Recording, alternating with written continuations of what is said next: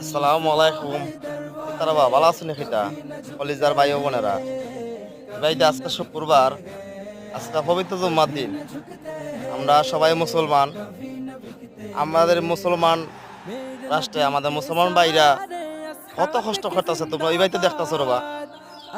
কত মানুষ মারা গেছে, কত বাচ্চারা মারা গেছে। হ্যাঁ, আমরা অনেক দূরের দেশ, আমরা পারবো না তাদেরকে 2 টাকা সহযোগিতা করতে কিংবা তাদের সাথে যুদ্ধ করতে। আমরা মন থেকে দোয়া করতে পারবো।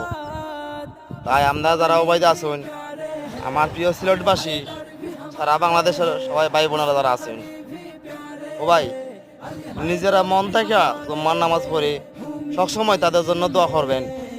আল্লাহ যেন তাদেরকে সুস্থ রাখে, যারা মারা গেছে তাদেরকে বেহেশত নসিব করে। আপনারা মন থেকে দোয়া করবেন তাদের জন্য, আজকের দিনটা যাতে